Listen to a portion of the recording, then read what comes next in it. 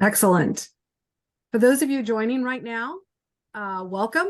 Please, if you can, just put out a shout to your neck of the woods here in the chat so we can see where you're dialing in from and coming in from. Be wonderful to see that.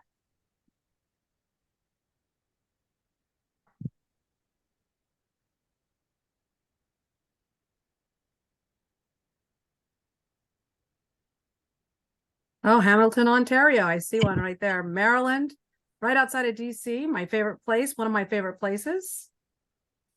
Victoria, Los Angeles. Wow, very nice. Thunder Bay. I don't think I've ever heard that. Oh, New Jersey. I'm in New Jersey. Excellent.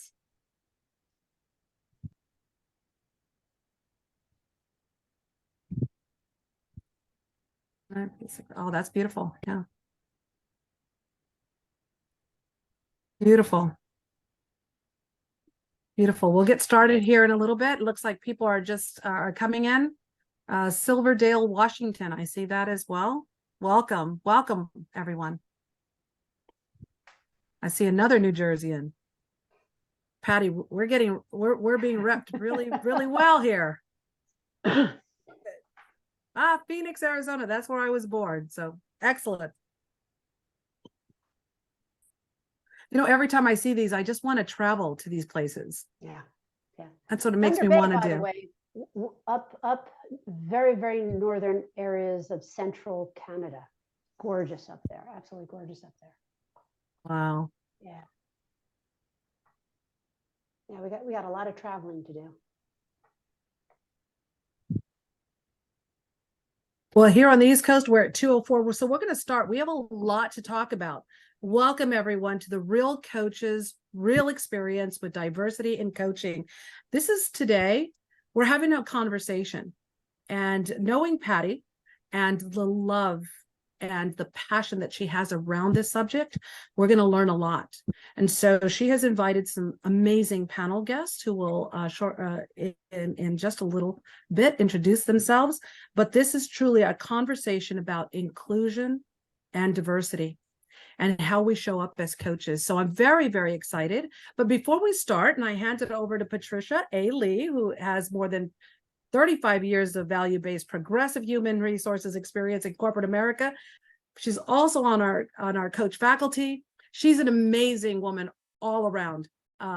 Just wonderful, wonderful to have her here today with her team. And so before we start, just a little housekeeping rules. Please, if you have any questions during this webinar, please put them there in the chat. But please remember to include everyone and not just the panel guest.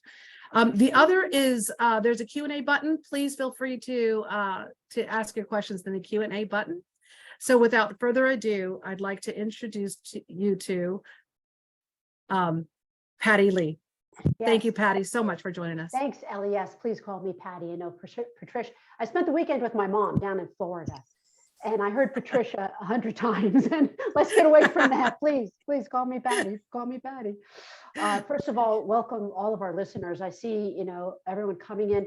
A lot of U.S. represented, a lot of Canada represented. I'm glad to see that we have the Americas so far represented here on our call. And I think we're going to hopefully bring some global perspective as well, just based on knowing the panelists, knowing the guests that I have here with us. I want this to be very informal. So we're going to take a look at the chat. I've got the folks from Coaching Out of the Box also looking at the Q&A. They're going to jump in with questions. The panelists will jump in with questions and responses. And hopefully we'll really get some robust conversation going here today. Again, good morning, good afternoon, good evening from wherever you're calling in from, and welcome to this webinar, Real Coaches, Real Experiences, a conversation about diversity in coaching. And that's exactly what I want to do. I want to get real. I'm so excited to be facilitating this panel discussion. I want to talk open. I want to talk honestly about diversity, equity, inclusion, and belonging. You might hear that being referred to as DEIB, diversity, equity, inclusion, and belonging. There's a lot in the news these days. There's a lot being published about diversity, equity, inclusion, and belonging. Yet I happen to think, my opinion, that there's very little discussion about how diversity actually plays a very, very important role in the coach and in the client and in the coaching client relationship. What does a coach need to do to prepare? What does a coach need to be present in order to honor their client?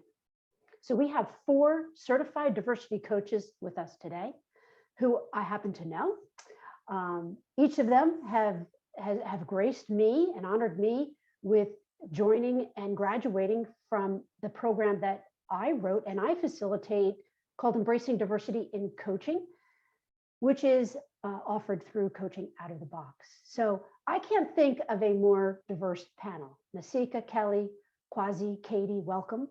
Truly, each of you are unique. I honor your thoughts. I welcome your opinions on what diversity is, what it means to you, your approach to coaching and your coaching practice. Each of you have different experiences, and more important, you have different stories to tell. And that's what we want to dig into and hear your stories. So let's get the 4 of you talking. What I'd love to do is you could just introduce yourself, obviously your name, your location, and if you could just tell us what is your connection to diversity. So I'm going to start with you, Nasika. Great. Thanks, Patty. And it's great to be here. Good afternoon, good morning, wherever everyone is. I'll just keep it brief. My name is Nasika Pace, and I am a leadership and executive coach, PCC level. I'm from the Midwest, Columbus, Ohio, but have extensive lived experience abroad, which I think is just really wonderful with regard to the people that I've met, the experiences that I've had, and just really kind of bringing all of that to my coaching practice. Currently living in the DMV area. When I think about connection to diversity, when I think about my commitment to diversity, I feel like it best shows up in a demonstration of my core values as a person. It shows up as empathy, my ability to understand kind of how someone may be feeling. It shows up as integrity with regard to kind of being honest and living by my own strong moral principles. And then finally, it shows up as freedom. And that's really for me and for the persons that I work with, especially when it comes to having the power to act, to speak, and really to think without restraint. Thank you. Yeah, thank you. I love that concept of principles and values and allowing that to guide you as a coach. And freedom just immediately went to the safe space. Thank you so much, Nasika. Really appreciate that. Kelly, I want to go to you now. Sure. So my name is Kelly Wardman, and I'm also a PCC leadership coach. I also do some life coaching and career coaching, and I am based in New Hampshire in the United States. And I guess I would say my connection to diversity is also connected to values. As Nasika said, my top value is absolutely justice. I've known that since I was a little kid. And so justice and equity are certainly really key values for me. But I also am a 6th generation native Californian. So my family has been in California since the early 1800s. And so it was one of my ancestors that took some land from the Coast Miwok who were there at the time and built an amazing business. And we revered him for many years, but only now do I look back and realize that my family owes reparations for having claimed that land. So it has a really deep and personal connection for me because of my family history. So really happy to be here, Patty. Yeah, thank you. And thank you for honoring the deep roots of our nation and bringing forth the names of those. I sit on the territory that used to be the Lenape Indians. And I think often of it because there's a park down the street called Lenape Park. So again, it invokes this spirituality that I feel, towards the land. So thank you so much for that. Quasi,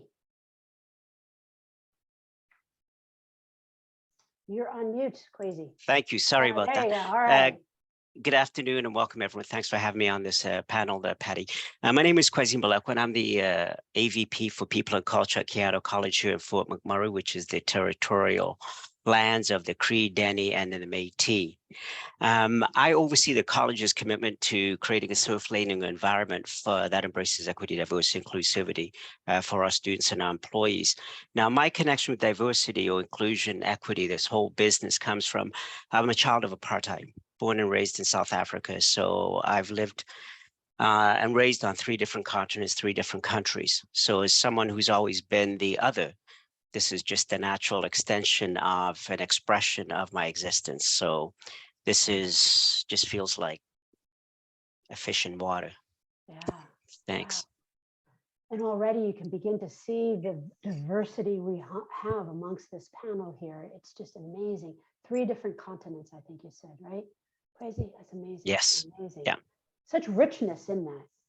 And hopefully we'll get to this later. I want to talk about, hopefully ask each of you the question about the role that travel plays in developing our understanding of diversity. So hopefully I'm going to get to that. Katie.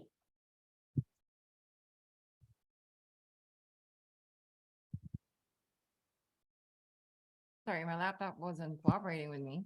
There you Hello, go. everybody. Good morning, good afternoon, good night, good morning from my part of the world. It's 2 in the morning in the Philippines. Oh, wow. And just to connect what everybody mentioned and also what Patty said, I love that you mentioned travel. From a diversity standpoint, I was born and raised in the Philippines, but my worldview has been opened by the fact that I've encountered different cultures. I've worked in organizations that have Australian, American, and Indian cultures that I've been immersed in, and that has expanded my worldview. And that actually allowed me to, use my strength of curiosity and my love of learning and trying to understand other people better. And in going deeper into DI work, I just realized, and I'm going to share a little bit about it later, that it really is about, human to human interactions. And we've talked a lot about that in throughout the course that you were talking about earlier. And just a quick background, I actually, most of my work is in supporting organizations in the Philippines and outside of the Philippines related to their diversity, equity, inclusion initiatives through, providing workshops, coaching, or consulting work. And also I'm an executive and leadership coach. Currently, I am the first DIB director for the ICF Philippines Charter chapter. So that's how diversity, equity, inclusion, and belonging shows up for me on a day-to-day basis. Yeah. Yeah. Nice to meet you all. Yeah, thank you. And thank you to all of the panelists. Again, we're talking about this concept of diversity, equity, inclusion, and belonging. And I think you've each demonstrated very clearly, even amongst the 5 of us, there are so many different differing definitions or dimensions of diversity that enter into us all of the time, that we carry with us, that we interact with. I'd love you to expand a little bit more on this concept of diversity, and let's get into understanding specifically what role does diversity play in coaching. Okay, now, in other words, for example, how do you effectively coach someone who has a different lived experience than you do? All right. For example, if you're not a person of color, if you're not from the LGBTQ, or if you're not an individual with a special ability, but you're coaching someone who is, how do you prepare for that? And how do you coach through that? So I'm going to start with Kelly, and then we'll go around and please, any other perspectives, raise your hand, but I'm going to start with Kelly. Well, I love this question, Patty, because I think that as coaches, we have a responsibility to really embrace the whole human being that is sitting in front of us as we're coaching. And so sometimes as we do that, we start to think, well, wait a minute, how much can I relate to this person if I don't have the same lived experience or the same background? And I remember this came up for me once as I was coaching. I coached through United World Coaches, which does pro bono coaching for humanitarian workers, which I just love as terms of furthering coaching.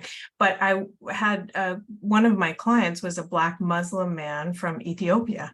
And I thought, what do I have to offer as a white cisgender woman in the United States who's grown up with a very different privileged life? And so as I thought about that, I was nervous at first coaching him, but then I thought, if I show up with my best self and name it, that I recognize the privilege that I have and that there are systemic forces at play that put me in a certain position of privilege and power. And even as a coach, there's a role differential there. So I always talk to my clients about that when we first start meeting. I also always ask them in a discovery questionnaire, a question about how does your ethnicity, culture, lived experience, family history impact who you are today? And so just asking that open-ended question, which I was inspired from my coaching out of the box training, actually, just asking that question puts it on the table. And then I make sure I talk with them about it in that very first session and just name it. And I also say, please, if I ever say or do anything that makes you uncomfortable or that, is just not helpful in the coaching, please always name that. And I feel that has opened a door to just great and different conversations. Yeah, thank you, Kelly. Now, as I stop sharing so everybody can see your faces on the big screen here, I want to follow up with that question. And I want to ask you, Kelly, is that something you intuitively knew how to do that? Or did somebody tell you? Or how did you learn that you should be asking those types of questions in the intake, in the introduction, or even during your coaching sessions? Yes, well, in discussions with my group as we went through the training, I think I really, it just became apparent that it's helpful to ask a question in an open-ended way. And I see someone in the chat asked to share that question. And typically what I ask is, how does your family, culture, ethnicity, lived experience, who you are show up and impact who you are today? So something like that, because then if they are LGBTQ, they can name that. If they are a person that grew up in a particular culture or have a strong ethnic background in a particular area, they can name it, they can answer however they want. And so I feel like that opens that door. And then I think just intuitively, I thought that was probably an easy way to start by just asking them a question, see what they put in there, and then open the dialogue when we meet one-on-one. Yeah. Thank you, Kelly. Nasika, I see you shaking your head. Anything you want to add or follow up with regard to your approach or your thoughts on coaching through the lens of diversity? Sure, thank you. And thanks, Kelly, for that. I appreciate that. I think in terms of the role of diversity in coaching, I think a couple of things come to mind. First, just about the very perspective that equates to diversity. And I think, when it comes to, the ICF competencies in particular, thinking about evoking awareness. Mm-hmm. If we remember, right, competency number 7, and those sub-practices around asking questions to help the client explore beyond their current thinking. And then also number 11, sharing observations, insights, and feelings without attachment. And so that could show up as solution orientation, inspiring action, or even offering a voice when it comes to the people that we work with in those types of engagements. I'd love to ask Nasika, either you, maybe Katie, Kwesi, how much work have you done on yourself in exploring your own dimensions of diversity and what it means to you before you engage with others? Kwesi, you want to take that? Sure. So in a capacity as a leader, I've always said the journey begins with us, right? It's about self-awareness, owning who you are. It's also coming to terms with understanding what are the things you carry with you that might adversely impact your ability to be aware of others, right? And so right now, as example, it's not so much me about me, it's me about in relation to others, okay? It's about this concept of Ubuntu. I am because of we are because of I. So that's a lived reality for me. So what I'm doing right now is the latest experience is I've hired an EDIB advisor who is Black, gay, but also neurodivergent.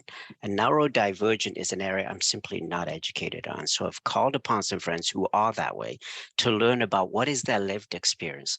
And the key for me is, What are the different intersections of our identities? How does that impact the way you think, you see, you approach, you interact, to inform us on the work we're doing, to open us to the scotomas we have, to make us more aware, to lead us to that nexus of collaboration, to move us to where we want to go. Ah, beautiful, beautiful. And obviously, I mean, to me, it seems like you've done a lot of research, a lot of deep reflection with regard to not only what that means to you, but also how you then bring that into the space of a coaching engagement. Yeah, I think coaching, one of the first things I learned years ago was to use self as a tool. You know, I'm a tool in service of helping someone find their own answers to whatever it is they're dealing with. What I think is irrelevant. What I want is irrelevant. What I am is in service of you. Yeah. So it's helping people find that path for themselves, but making sure that I stay neutral and very aware of what I'm bringing, that it doesn't necessarily impact or influence the client or the person that I'm working with. So coaching for me is not a thing I do, it's a way of being, right? It's walking with curiosity, no judgment, right? Yeah, which means, by the way, we also have to be very aware of the bias that we have and that we bring into any situation. We have to be aware of our own lived experience. We have to be aware of our own feelings and thoughts about the world around us. Because if we are going to step into that space and create a safe and caring space with our values, with our principles of empathy, integrity, freedom, justice, equity, as we heard earlier, that's the only way we can create neutrality and be irrelevant. Yeah. Thank you. Katie, thoughts with regard to diversity, how we show up as coaches, how we prepare ourselves to be there for our clients? So I think on my end, just to quickly tie all of what's been shared by you and Kwesi, I'm sorry. Kwesi, No, that's thank you. So I think on a personal level, the way I see it is I do believe that knowing ourselves and our own dimensions of difference would allow us to approach a situation with empathy and kindness. And I think Nasika also mentioned that earlier. And the way I see it, well, an example, whenever I encounter somebody that I know is different from me, there are feelings, you know, I feel a certain way, or especially if there's something that's not in line with my own value systems. For some reason, you could feel it in your body, like you're a little bit like, there's something going on in this situation. And in those instances, I am reminded of that quote by Abraham Lincoln. I don't like that man. I must get to know him better. Because that quote reminds me about the importance of getting to know someone before forming judgments or opinions about them. And in the same way, we need to get to know ourselves first, so that way we know how we are showing up for our coachees. Yeah. I love that quote, by the way. Thank you. And so it makes me think, though, is that, you know, I started the conversation talking about diversity and then diversity in coaching. I want to pull back a little bit because I think, Katie, you really bring up a very important point of this, is that we are walking with our lenses of diversity, either our own or as we see others, regardless of what we're doing, how we're doing it, and where we're doing it. And I know many of you are coaches, many of you are your parents, your sisters, your mothers, your brothers, your uncles, you're working in the church, in the temple, in the community. So I'd love to just hear a little bit more about how else diversity, equity, inclusion, and belonging, and I'll throw justice in there, Kelly, is showing up for you in the work that you do, period. Not just in coaching, but within your lives. And Nasika, I want to start with you, and then I'll jump down to Kelly. Well, it shows up in a lot of ways with regard to the coaching, space. And this also harkens back to the last question you asked. It really shows up clearly when I always bring to the forefront that the teacher is the student and vice versa. And wherever it is, wherever I am, whoever I'm interacting with, if I kind of hold that in my heart, that really It allows me to really be curious, be open-minded, and really, walk in a way that, I think serves others in the best way possible. Yeah, yeah. Can you give any specific examples of how you go forth and serve others? Like, what do you do that you think makes you special in the way you're embracing, leveraging, and using diversity and inclusion every day? Because I know you're doing it. Well, thank you. Yeah, I mean, one of the things that I do, I'm an adjunct professor at Strathmore Business School in Kenya. And obviously in that kind of, academic background, that kind of exchange that we have as students as well as executive students, it really provides me with the opportunity to kind of show up in a way that I think serves them. Just also as it pertains to self-awareness, I think that's really kind of critical and kind of starting there when it comes to the coaching conversation. Because I primarily focus on leadership and executive, that piece around self-awareness sometimes is new or different, and provides kind of a deepening of understanding of kind of the starting place that I think may be helpful when it comes to wherever you want to go, more of what you want, or moving even in a direction that may be different from kind of the path that you've taken thus far. Yeah, yeah, an alternative path, right? We always think that there's a path defined for us, and then you go to realize that there's multiple paths. You just got to figure it out. Yeah, great. Kelly, thoughts? Sure. So as I think about how this shows up every day, some of it is that in the coaching space, I recognize that the number of BIPOC coaches is not where we want it really should be, in my opinion, and I think others.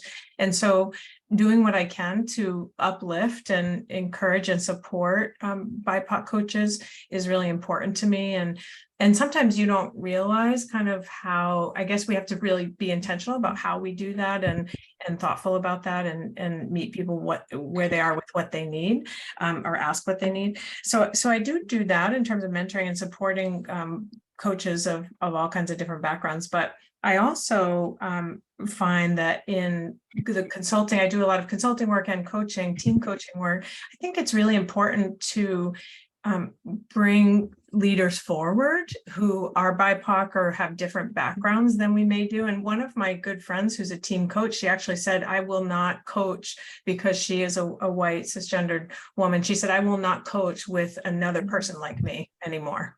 And I admired that. I thought, wow, that's really amazing. And I thought, when I choose co-facilitators, I want to be thinking that way. How do I bring someone to the table that brings unique gifts and different perspectives than I do. So I think that's a really compelling vision to hold on to. I really like that idea. The other thing I focus on a lot is inclusion, because inclusion works at all tables. And so audiences or groups that I work with that may not quite be ready to look at, say, gender fluidity, for example, because of whatever their backgrounds are or their value system, I will always start with inclusion and say, well, let's talk about who's not here, who has not spoken, and that's a great entry point for these conversations. Yeah, yeah. So what I hear you talking about, both of you brought this up so nicely, is it's not just about yourself being aware of what is diversity, what is inclusion, but it's a verb. I mean, you're actually taking action. You are asking questions, you're leaning in, you're observing, you're raising the issues that need to be raised, you're challenging the status quo, leaning into this on several occasions and in several areas as well. Yeah. Kelly, do you have any specific examples? You shared one. I'd love to know if any other specific examples of how you have worked through diversity and inclusion in your coaching practice or even in your consulting practice. Anything that that pops into your mind?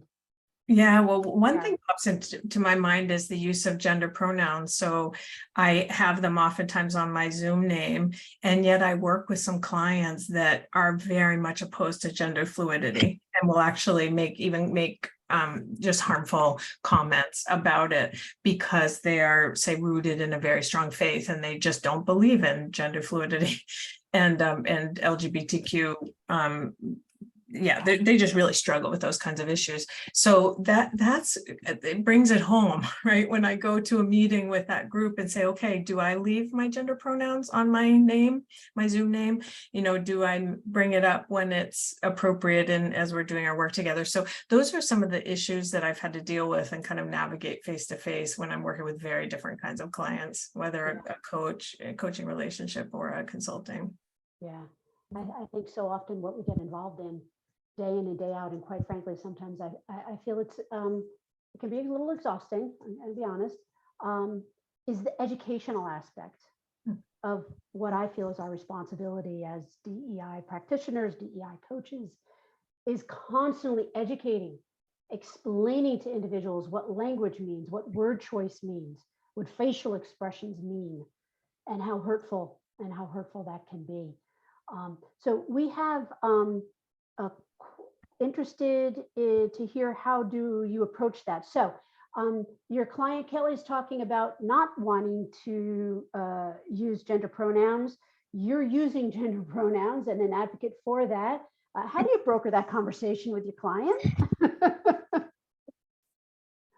Well, it's funny, on my coaching questionnaire, I did add it where when people fill it out before they meet with me as a coach, and I do say, you know, what are your gender pronouns? And then I just kind of put if relevant, because I feel like some people might say, why are you asking me that? And other people, it's very relevant. So that's a little, I guess, lame way for me to approach it. But with certain clients, yes, I do leave it on there. But there are, if I feel like it will get in the way of me being able to do an effective job, then I will remove them. So it just depends on the situation. Yeah, I mean, it's just like coaching. We say, you know, we have to meet our client where they are. Mm-hmm. And if they're not willing to be challenged, if they're not willing to go in areas that we want to explore, we need to be honoring them and exploring the areas and the issues and the concerns that they're bringing forward, right? Yeah, thank you for that. So I'd like to just briefly go back to something that Kelly said with regard to assisting marginalized individuals become coaches. I have some statistics here. This is recently published by the ICF. 63% of the coaches today, according to the ICF, are white.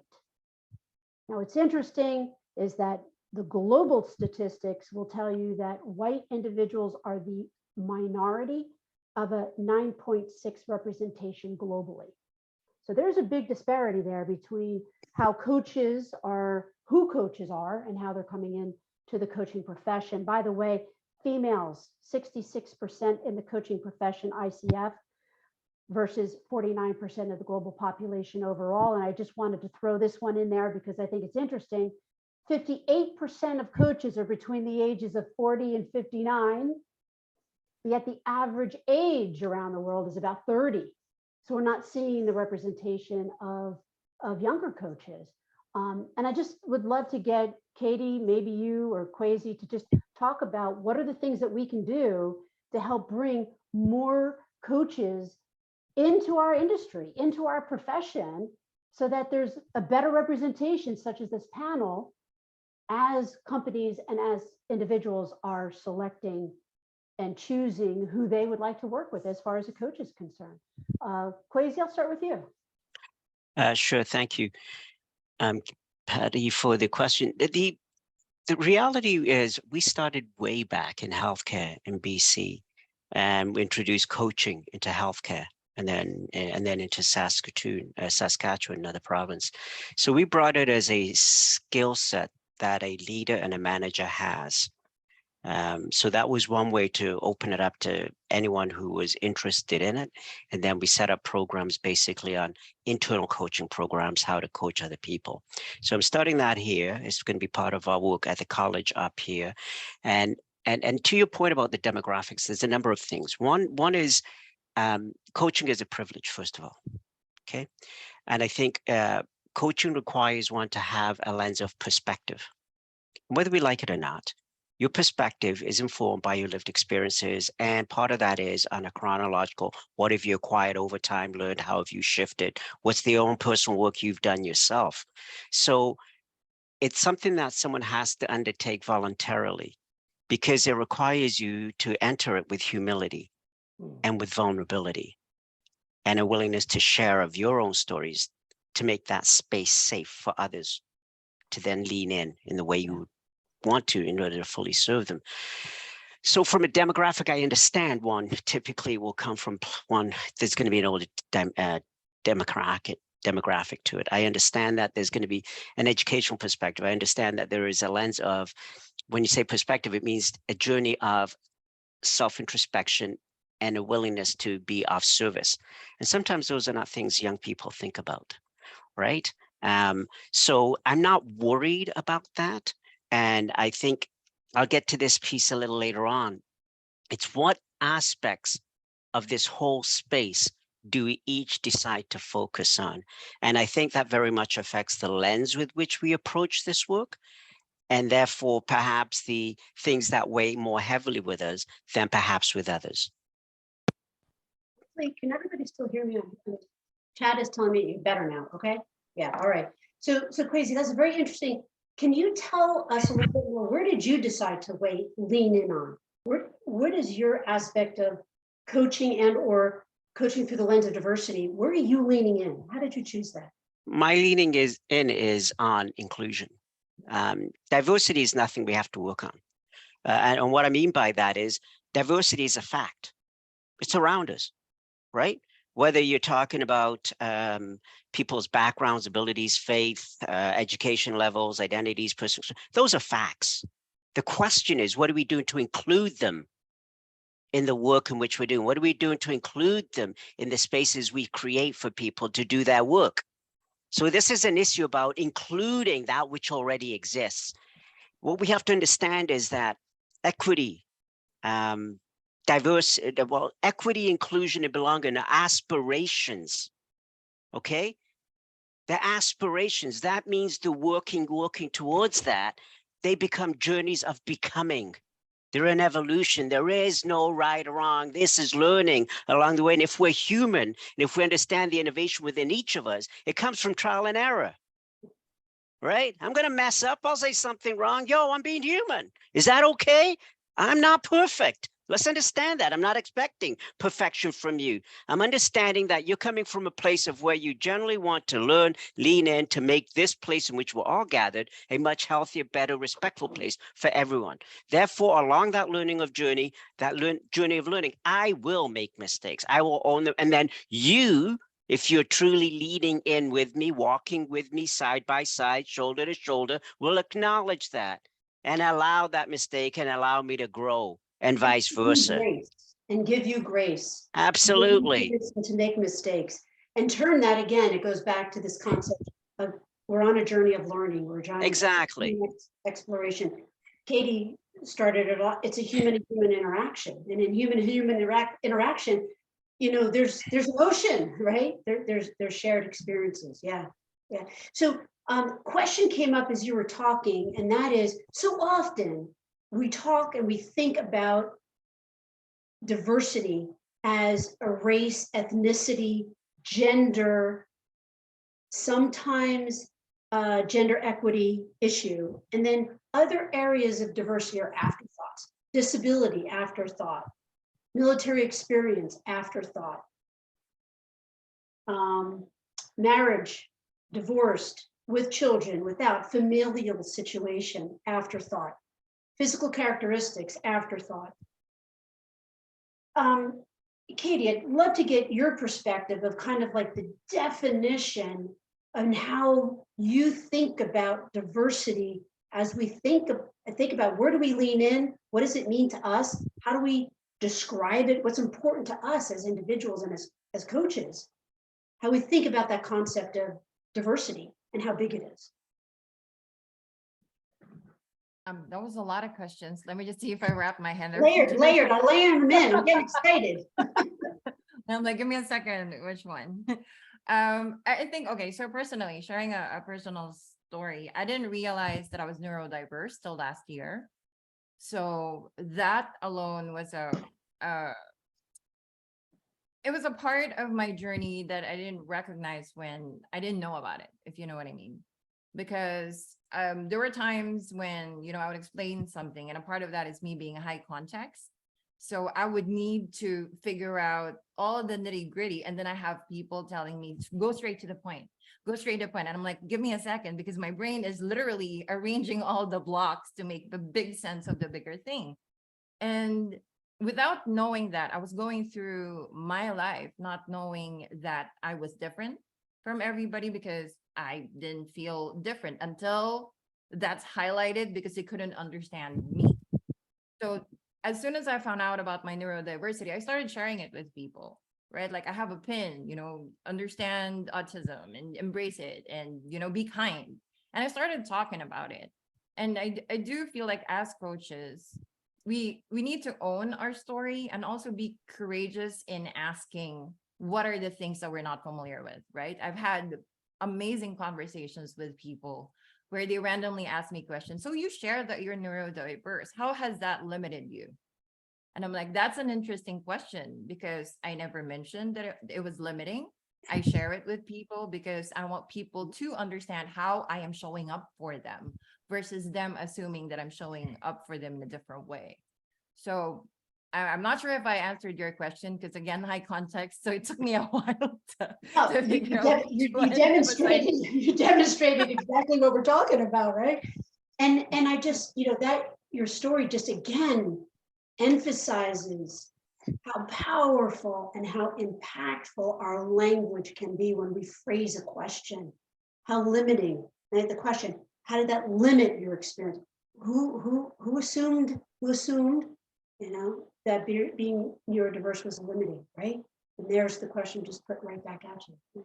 So it brings me to an important question, I think, here for the audience. And I'm going to ask each of you to give one or two examples of the ways in which you specifically and intentionally have brought elements, techniques, skills into your coaching practice that has made you a certified diversity coach. What was the differentiator for you? What are you doing that really is your standout?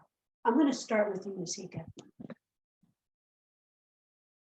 My standout, I think, and kind of what I bring to my coaching practice is really just the curiosity. And it really kind of shows up for me in a lot of ways. Building trust and rapport. I think also thinking through really critically around active listening, looking at ways to challenge assumptions, as well as encouraging self-reflection and honoring that. And one of the things that's, we talked about diversity in this last question and how it shows up, even in leadership and executive coaching. What about the diversity of goals and aspirations? There's no right pathway. There's no one way to go, maybe up, maybe down, maybe sideways, et cetera. And so honoring that diversity of goals and aspirations and thinking about, where career advancement sits with that, effective communication skills, maybe even how to navigate culture and politics in the workplace is all kind of part of that diversity of experience, and where we can really honor our coaches with the skills that we bring to the table. Yeah, it sounds to me that you really bring this ability to sit with an individual, right? And you're really seeing them. You're kind of blocking out everything else that's going on, and you're there like a laser, right, with your clients. It's beautiful, Nasika. Thank you. Kelly, let's go to you. Yeah, so I think through this work, as a coach, I've really started just becoming a more diligent and thoughtful observer of myself and my own behaviors when I'm in the coaching. And I think about an example that comes to mind that I was prompted by that comment in the chat is one of the organizations I'm working with is supports people with disabilities and chronic medical conditions. And for the first time, they actually have a chair who has a disability. He has a cerebral palsy. I'm saying that wrong, CP.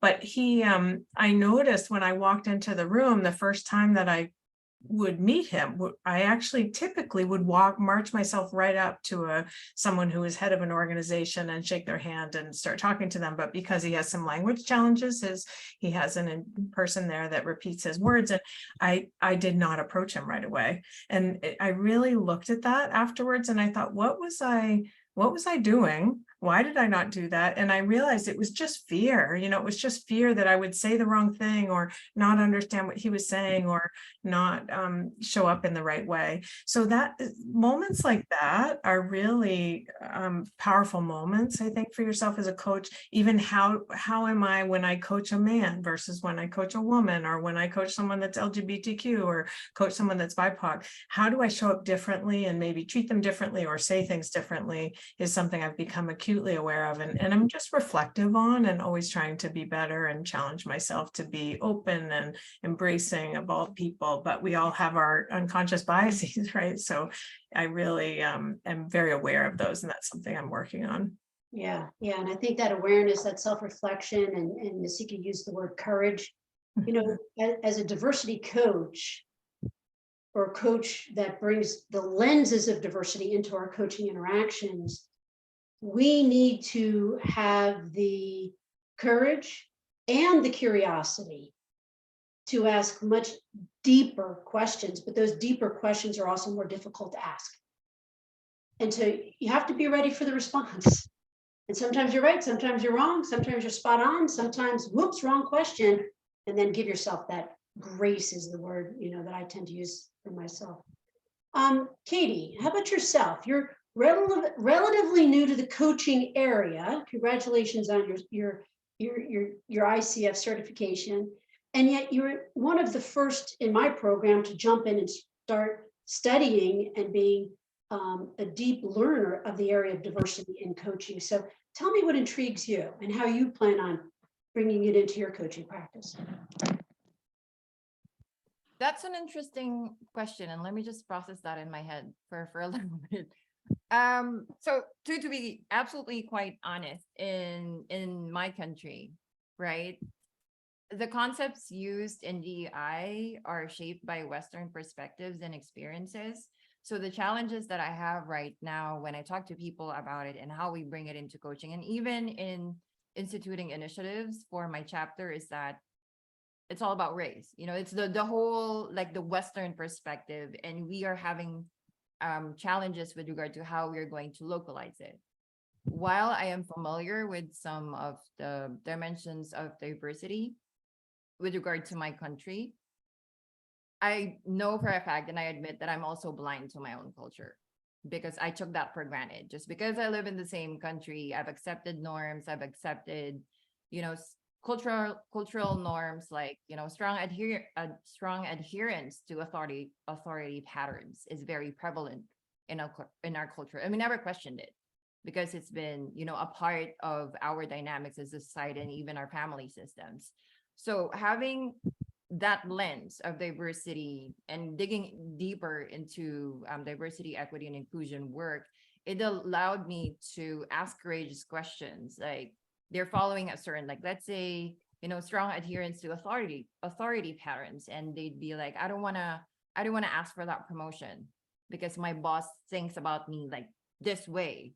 And then I would have to ask, and it was never asked before and was never brought up, like, where's that coming from? Where's that belief system coming from? And what is it in your dimension of difference that led you to that belief system? And is that true? So it allows me to ask those courageous questions that a lot of people never actually ask in my part of the world, because we try to stay away from DEI because the work, or like what I personally am familiar with, is just around those, right? Like, majority of the discussions were around race, and that we feel like there are some of us who feel that it's not applicable to us. So that's why I think what I do is important, because it is not just about that, because even in our own country, we have different dimensions of diversity that we need to look into. Yeah. I mean, we've used this word diversity so often, especially in the North America, right? And it's spread globally. It may or may not also include cultural dimensions, right? And cultural dimensions of hierarchy, the value of time, how we set goals or don't set goals, our perspective on the meaning of life. It changes, as you travel around the world. What gets us back to this travel question, right? Traveling around the world and learning different cultures and learning different perspectives increases your level of awareness not only on cultural dimensions, but on this concept of diversity as well. And I think, really helps to open up our minds here. So thank you for bringing in those cultural perspectives, cultural dimensions. Kwesi, I'm going to throw it to you to kind of speak to that. You're the guy who's lived in 3 different countries. Thoughts on cultural dimensions as it intersects with diversity? Yeah, I think one of the things that I've been focusing on is helping people to understand race is a tool of classism. Okay, it's been used as a tool to perpetuate a current economic structure, social structure. And what you do when you start addressing that, you basically making the terra firma on which people stand into soft, mushy stuff like quicksand. And people tend to panic when they're in quicksand. So helping people understand that, where are your biases? What are they informed by? And what is your background, your family, your social circles, education, your social norms, expectations, etc. They inform the stereotypes, which then leads to what are the prejudices we lay upon people. And when acted upon, they manifest as the various types of discriminations, whether it's racism, sexism, whatever it is. So one is a piece about, going back to what I said earlier on, the work is about, one, education and awareness, but that's of no or little value if people don't put it into action. So whenever I engage with people in this work, I will tell them, I'm happy to educate. I'm happy to make you more aware, but you are going to be accountable for what you choose to do, because what you choose to do or don't choose to do is a statement of who you are, not who you pretend or think you are, but it's who you are. And you need to be able to sit with that, accept it, and then decide, what do you choose to do about it? This work here is about choice. Okay, this is about choice. This is about your heart set of how you are in relation, not only with yourself, but with others. And if you're not clean with yourself, you're not whole with yourself, you're not going to be that with someone else. So start the journey inside before you start looking outward. So I try to be compassionate, patient, understanding, but I also want accountability.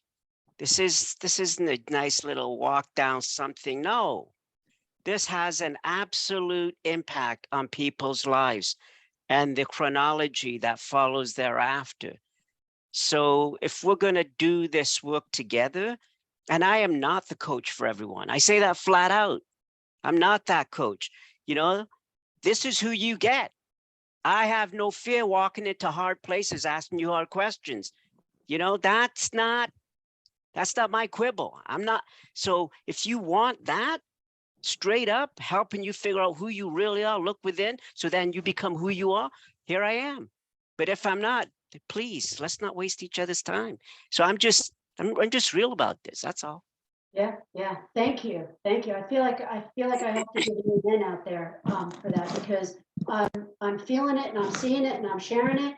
And I want to go back to a slide here as my panelists think of like the one word they want to leave people with, and we might have time for one question. If you want to make that choice, if you want to continue your education and take action, if you've enjoyed today's conversation, if you've been impressed with the level of panelists and the caliber and quality of the individuals in this conversation, then I ask you to join me. We're going to begin our next certification program on October 17th. There's more information on coachingoutofthebox.com, but this is what we do. We have these deep conversations about diversity, equity, inclusion, bias.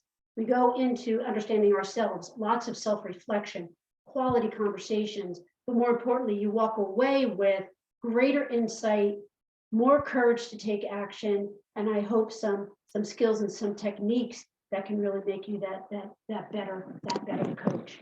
I'm looking here at chat. I'm looking at Q&A. Great questions. Nope, that's Yay Kwesi. A lot of Yay Kwesi. Here's a question. Current research indicates DEI is a multi-billion-dollar industry. Research that shows, though, that the outcomes of DEI are falling short of expectations.